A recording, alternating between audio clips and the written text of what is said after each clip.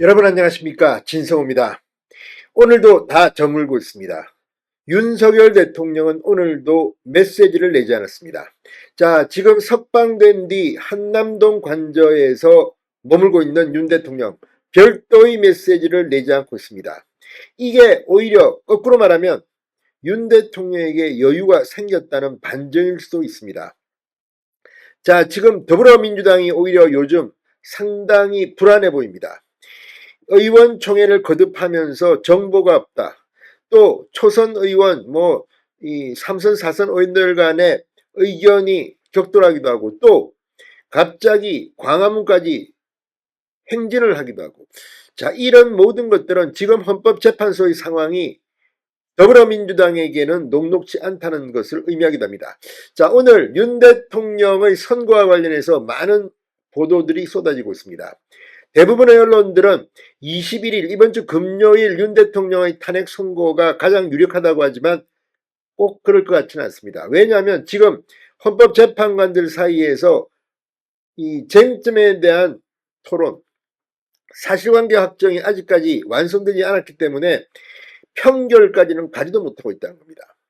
그래서 이번 주에 선고를 하게 되면 각하, 그러니까 탄핵 인용이냐 기각이냐 복잡한 논쟁보다는 아예 이번 이 탄핵 사건 심리 재판은 탄핵의 요건을 갖추지 못했다.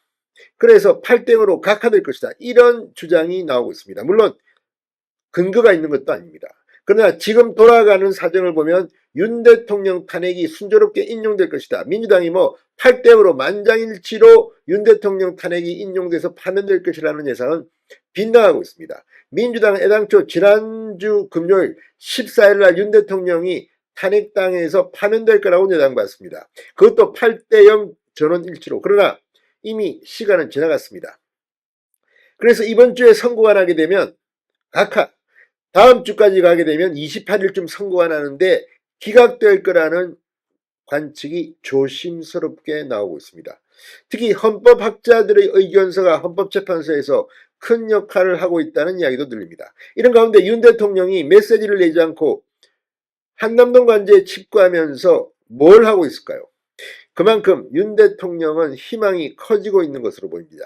TV조선이 윤석열 대통령의 최근 근황을 취재했습니다. 뭐를 하고 있을까요? 가장 집중하는 것은 성경을 읽는 것이라고 합니다. 진성호의 융단 폭격 시작합니다. 헌법재판소 더불어민주당을 융단 폭격합니다. 자, 석방 9일째를 맞은 윤 대통령 별도의 메시지 없이 오늘도 침묵했습니다. 자, 관저에 집구하면서 가장 열중하는 것은 성경을 읽고 있는 것으로 전해졌습니다. 윤 대통령 측 관계자는 TV조선에 윤 대통령은 구치소에서 읽었던 성경을 지금도 읽고 있다. 성경을 통해 마음을 다잡고 있다고 전했습니다. 이 말이 뭘 의미하겠습니까? 그만큼 윤 대통령은 마음의 안정을 찾고 있고 차별하고 있고, 또 하나 지금 나서서 완전히 탄핵이 인용될 거라고 가정하고 강력한 투쟁을 하기보다는 지금 선고를 하게 되면 대통령직에 복귀할 가능성이 크다는 생각을 하고 있는 것으로 보입니다. 또 다른 관계자는 윤 대통령이 성경 읽기와 함께 기도도 많이 하는 걸로 안다고 말했습니다. 앞서 윤 대통령은 석방 직후 구치소에서 성경을 열심히 읽었다. 과거 교도소에 수감됐던 지인들을 하나둘씩 떠올리며 그들은 어떻게 지냈을까 생각해 보기도 했다는 입장을 밝힌 바 있습니다.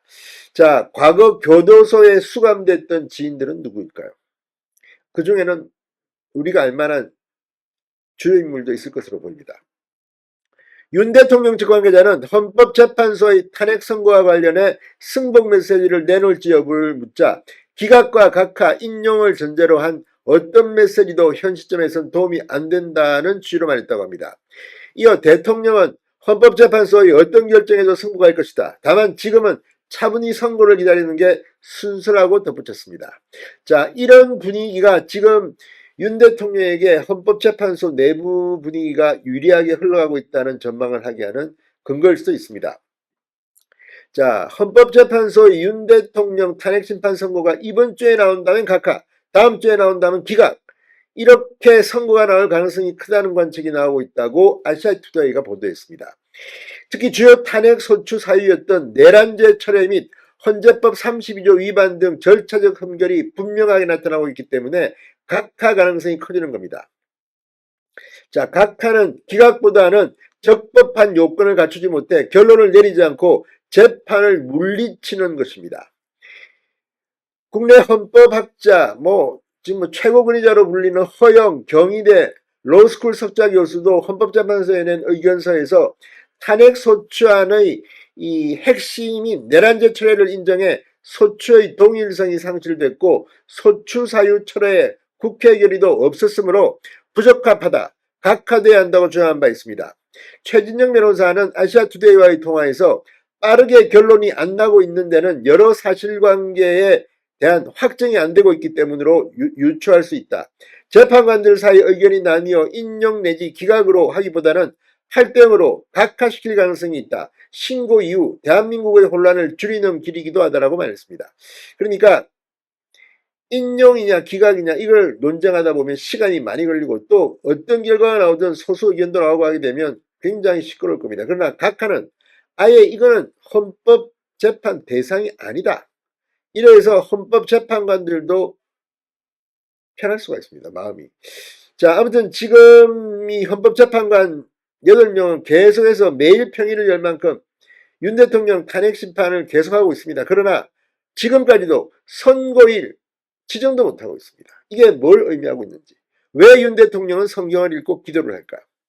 아무튼 민주당 이재명 대표, 문영대 이미선 표정이 지금 그리 좋을 것 같지는 않습니다. 진성호의 융단 폭격이었습니다. 여러분 감사합니다.